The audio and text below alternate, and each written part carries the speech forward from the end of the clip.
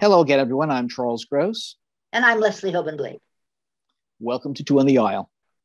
Let's talk about one of my all-time favorite plays, Paula Vogel's How I Learned to Drive. It's the kind of night that makes a middle-aged man with a mortgage feel like a country boy again.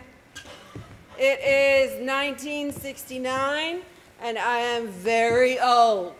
Very cynical of the world, and I know it all.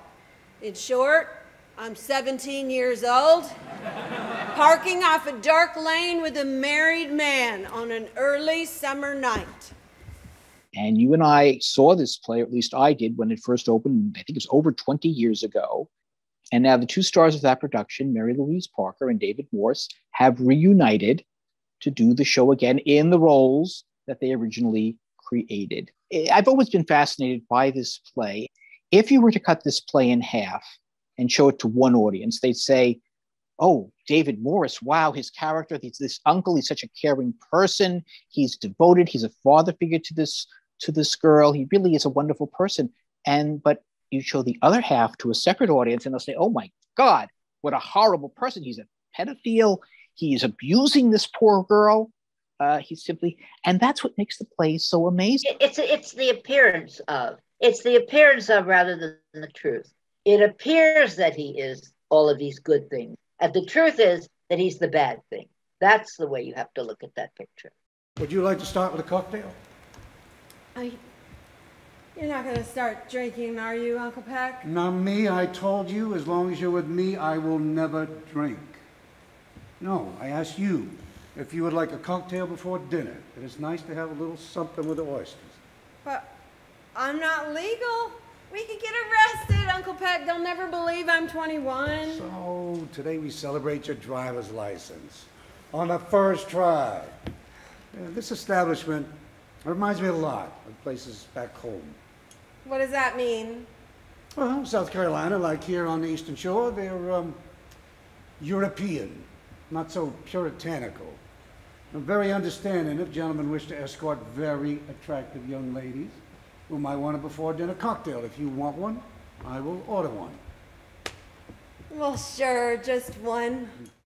This is a man grooming a child so that the child thinks it's perfectly okay for him to do whatever he wants to her. And that's it. There's no back on that. Paula Vogel has been on 100 shows.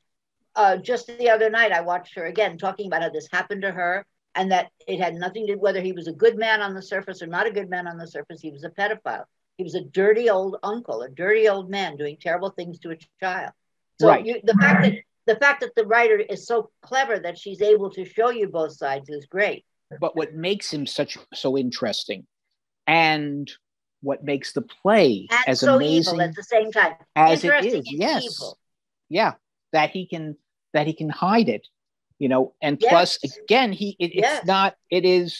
and the fact that he does have genuine affections for her. I'm not saying he's a good guy. I'm not saying one triumphs the other, but I'm saying that it's this nuance that the playwright has put in that makes it and so that the actor is able to play. And the fact that if you were to edit the play, people would see him as a good guy. That's I understand what you're saying. Also, she's writing about her own story. She never claimed it to be her story until her mother died, because her mother was afraid of all the things that it would say about the family, because they ignored it. She went to her mother and her mother ignored it, as so many mothers have ignored for so many years. Interestingly, in this play, the mother wants her to keep away from the uncle because she has a bad feeling. Right. And that was something that she did for her mother. That's the piece of dramatic license that she did for her mother, for the sake of her mother, when she wrote the play. And these are her mother got to see the play, and then her mother died. And these are both amazing performances. This Mary-Louise Parker as the girl, and you see how this whole thing has really, the effect it's had, the very negative effect it's had on her, except for the fact that she's an amazingly good driver. Well, and then you see, and now this is where the age factor comes in. now that she's a fully grown adult woman, a mature adult woman with children of her own, for real, that's not in the play, but we know that about Mary-Louise Parker. You see that it's affected her for her whole life, not for 10 years, not for 15 years, but for 20, 25 years, however long it's been. That's the horror of something like this. And so that reemphasizes what this play is about. And I loved, we both loved her in The Sound Outside, Sound Inside. We thought she was wonderful, and so did everybody else, because she got the award for it. But she's equally wonderful here. Initially, her character, Little Bit, is supposed to be very large-breasted. That's an important part of the character. And in the original, Mary-Louise Parker, who was very flat-chested, was not padded. Here, either she's filled out a bit or they have padded her. And just an interesting noted difference. The set is very sparse. The pedophile scenes are just handled very tastefully, as tastefully as something isn't that like horrible that you can say tasteful and pedophile in the same sentence? It's horrible. It is, but again, it's just a tribute to the craftsmanship of the director. Absolutely. And the playwright, that they can do this so subtly, but actually have a greater effect. It's like Alfred Hitchcock used to say, never show the monster. He's a lot scarier if you don't see him. And that's essentially, totally, and it works. And I so highly recommend this play.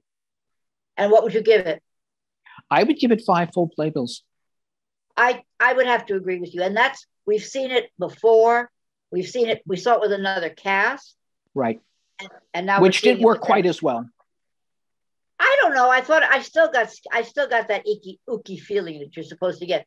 But this particular one just bats it right out of the park. It is an amazing thing for those two actors to come in and deepen and enrich a play that was already deep and rich. And a few years ago, I give it 5 also. I don't know if I said that. I give it 5 also. And just as a coda, I was at a Q&A with Paula Vogel a few years ago, and I said, I am trying to teach my daughter how to drive. Do you have any recommendations? And she said, take her to a nice deserted country road. And that is our show for today. And when you go to the theater, look for Leslie and me, us too. On the aisle. Now, there are a lot of assholes out there. Crazy men, arrogant idiots, drunks, angry kids, geezers who are blind. And you have to be ready for them. I want to teach you to drive like a man. What does that mean? Well, men, they're taught to drive with confidence, with aggression. The road belongs to them. They drive defensively, always looking out for the other guy. Now, women, they tend to be polite. They hesitate, and that can be fatal. But you're going to learn to think what the other guy's going to do before he does it. And if there's an accident, and 10 cars pile up, people get killed, you're the one who's going to steer through it. Put your foot on the gas, if you have to. Be the only one to walk away. Now, I don't know how long you and I are going to live, but we are for damn sure not going to die in a car.